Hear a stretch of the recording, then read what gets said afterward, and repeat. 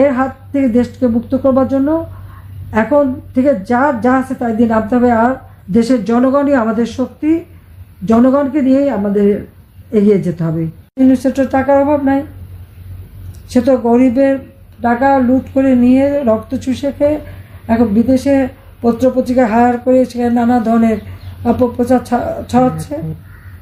আর যত হত্যাকাণ্ড খুন করে সব দোষ আওয়ামী লীগের। পুলিশ মারে, এটা তো তাদের সমন্বয়ক আসিফ নিজেই বলেছে পুলিশ হত্যা করেছে।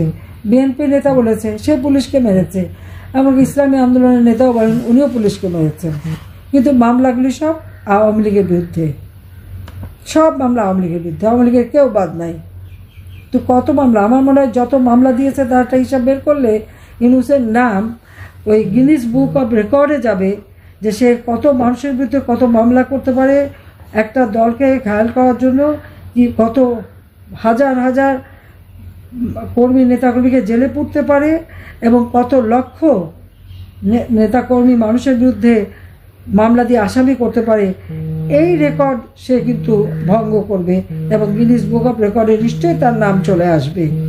আর যদি মানুষ হত্যা, জেল জুলুম, অত্যাচার, নির্যাতন, দুর্নীতি এবং গরিবের রক্ত চুষে খাওয়া, এই ব্যাপারেও যদি তার রেকর্ড দেখা হয় তাহলে সে আর একটা নোবেল প্রাইজ পেতে পারে।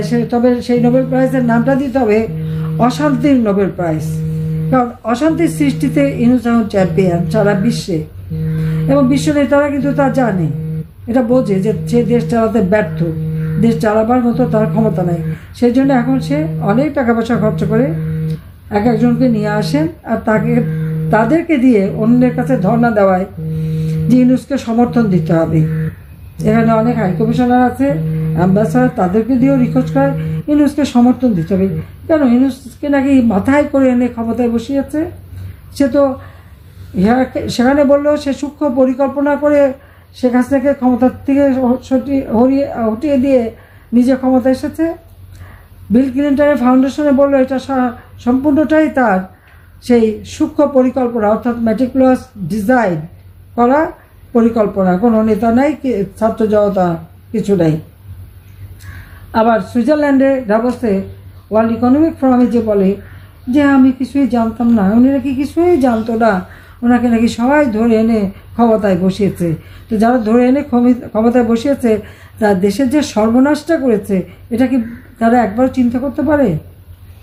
দারিদ্রের হার যেটা আমি 18% কমিয়েছিলাম, নিশ্চয় এটা এখন 19-20-এ চলে আসছে। আমি 26.88 বিলিয়ন রিজার্ভ রেখে এসেছিলাম।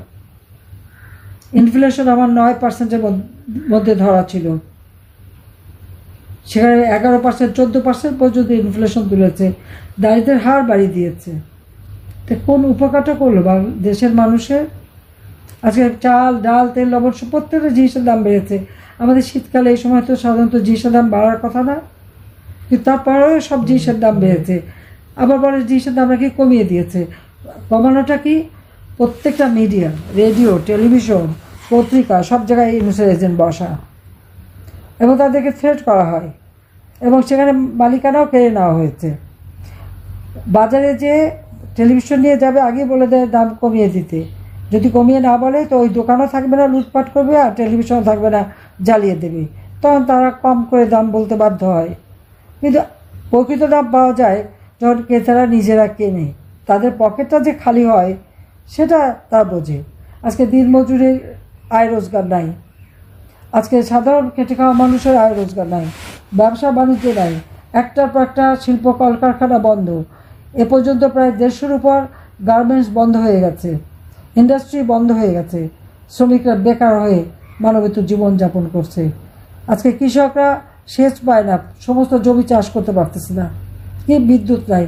আমি তো প্রত্যেক ঘরে ঘরে বিদ্যুৎ দিয়ে এসেছি, বিদ্যুতের তো কোনো কমতি ছিল না।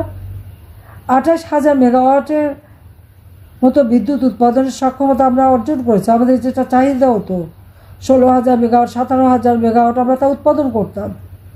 এখন হচ্ছে না কেন?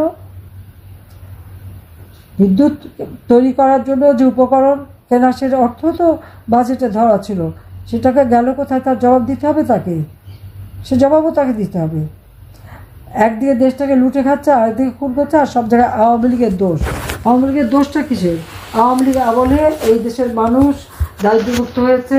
আওয়ামী লীগের আমলে এদেশের মানুষ দুবেলা কেন 3 বেলা 4 বেলা খাবার সুযোগ পেয়েছে। আওয়ামী লীগের আমলে এদেশের মানুষের বিনা পয়সা ওষুধ পাচ্ছে কমিটি ক্লিনিকের মাধ্যমে, চাকরি পেয়েছে, কাজ পেয়েছে, ফ্রিল্যান্সিং করতে পেরেছে। স্যাটেলাইট বঙ্গবন্ধু 1 উৎক্ষেপণ করে দিয়ে মানুষকে আমরা সুযোগ করে দিয়েছি, প্রযুক্তি শিক্ষা দিচ্ছি। সব দিক থেকে দেশ এগিয়ে ছিল। সারা বিশ্ব বাংলাদেশকে উন্নয়নের রোল মডেল হিসেবে চিহ্নিত করতো। আর সেখানে এরা প্রত্যেকটা জিনিস জ্বালিয়ে পুড়িয়ে ছারখার করেছে।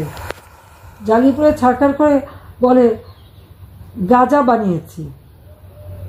গাজার চিত্রটা আর বাংলাদেশের ওই ইউনূস ক্ষমতা আসার আগের চিত্র দ্বারা জ্বালাও পোড়াও, মেট্রো রেল, এক্সপ্রেসওয়ে, বিটিভি ভবন থেকে শুরু সব যে আগুন দিয়ে পুড়িয়ে সারা দেশ যে আগুনে চলছে, ঠিক তার আগে ওই 7ই জুলাই আগে বাংলাদেশের চিত্রটা একটু তুলনা করে দেখুন তো। ইউনূস ওটা বলবেই। আর ইউনূসের বিচার ইনশাআল্লাহ সে বিচারও করব। দেশের মানুষের অর্থ সম্পদ লুটে দিয়ে হত্যা করে বাংলাদেশটাকে একটা শ্মশানে পরিণত করে আজকে সে বেশ সুখে বাস করে এখন আর নিজের বোধহয় আত্মবিশ্বাস করে গেছে। এখন এর কাছে ধর্ণা দেয়, ওর কাছে ধর্ণা দেয়, তাকে যেন একটু সমর্থন দেয়। এটাই হচ্ছে তার চরিত্র। সবাই তোমরা ভালো থাকো, সুস্থ থাকো, এবং সবাই যারা আছেন মুরব্বী সবাইকে আমরা বলবো ভালো থাকেন, সুস্থ থাকেন। ইনশাআল্লাহ জয় আমাদের হবে, মনোবল রেখে চলতে হবে। জয় বাংলা, জয় বঙ্গবন্ধু।